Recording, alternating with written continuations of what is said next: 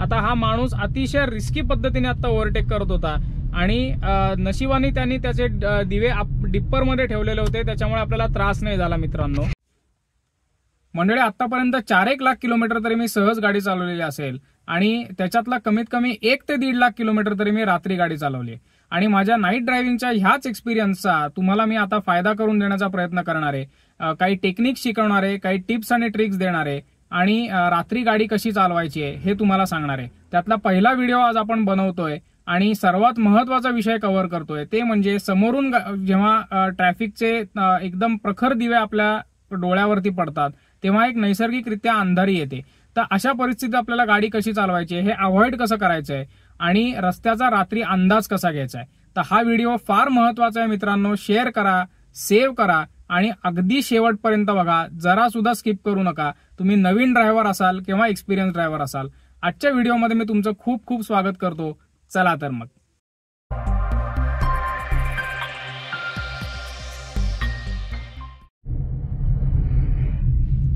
तर मंडळी, आपण आता पुण्याच्या कात्रज घाटात आलेलो आहोत। रात्रीची वेळ आहे आणि मुद्दामूनच हा 2 वे रस्ता घाट मी सिलेक्ट केलेला आहे तुम्हाला ही टेक्निक शिकवण्यासाठी।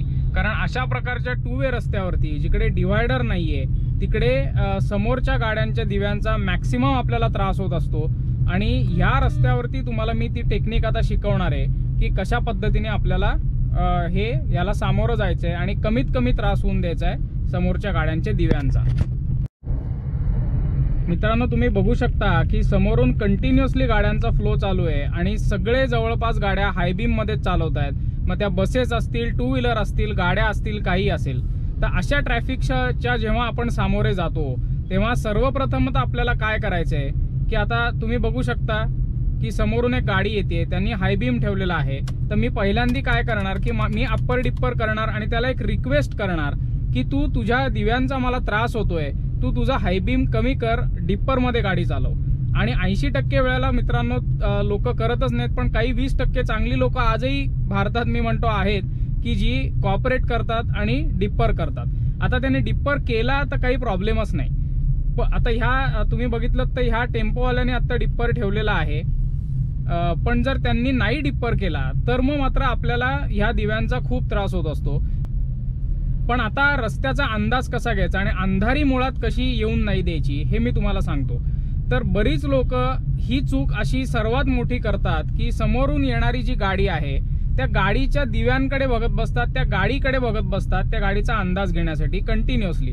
आणि जितका जास्त वेळ मित्रांनो तुम्ही या हायबीमकडे बघत बसता तेवढीच जास्त तुमच्या डोळ्यावरती ताण येतो आणि अंधारी येते।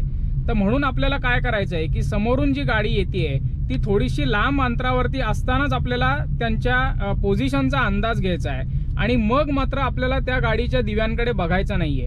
मग आपल्याला कुठे बघायचं आहे तर गाडी आपली लेफ्टला ठेवायची आहे।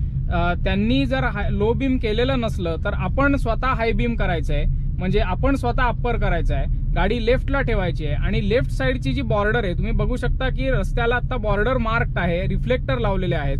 ज्या काही रस्त्यांना अशी मार्किंग नसेल त्या रस्त्यांना तुम्ही जिथे रस्ता संपून धूळ चालू होते किंवा माती चालू होते तर त्या लाईनचा, बॉर्डर लाईनचा तुम्ही रेफरन्स घेऊ शकता आणि त्या बॉर्डर लाईनच्या धरून किंवा त्या बॉर्डर लाईनला पकडून आपल्याला आपली गाडी चालवत राहायची आहे। कारण तो पण तसंच करत असतो आणि साधारण आपली गाडी आपल्याला लेफ्टला ठेवायची आहे जेणेकरून ती गाडी सेफली पास होते आणि आपण त्या गाडीच्या दिव्यांकडे बघत बसत नाही, त्याच्यामुळे आपल्या डोळ्यावरती अंधारी कुठल्याही प्रकारची येत नाही।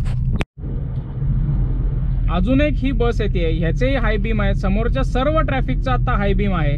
तुम्ही डावीकडे डाव्या बॉर्डरकडे बघा, तुम्हाला त्या दिव्यांचा त्रास होणार नाही आणि आता तुम्ही परत त्या दिव्यांकडे बघा, तुम्हाला त्रास होईल आणि तुम्हाला ह्या साईडचं काही दिसणार नाही। हे सर्वात महत्वाचं आहे मित्रांनो। जेव्हा तुम्ही त्या लाईट्सकडे बघता, तुम्ही राईट साईडला तुमची नजर ठेवता तेव्हा तुम्हाला तुमची लेफ्ट बाजू सुद्धा अजिबात दिसत नाही, कारण आपल्या डोळ्यांची रचनाच तशी केलेली असते की एका वेळेला एका साईडून जो प्रकाश येतोय त्याच्याचकडे मेंदू कॉन्सन्ट्रेट करतो, डाव्या साईडला जिथे अंधार आहे तिकडे कॉन्सन्ट्रेट नाही करत। म्हणून आपल्याला ही टेक्निक अतिशय महत्वाची आहे मित्रांनो रात्री गाडी चालवताना, की पहिल्यांदा आपल्याला गाडी लांब असताना थोडासा गाडीच्या पोझिशनचा अंदाज घ्यायचा आहे आणि मग मात्र आपली गाडी लेफ्टला ठेवून अप्पर करून आपल्याला आपल्या बॉर्डरचा अंदाज घेत घेत गाडी चालवायची आहे।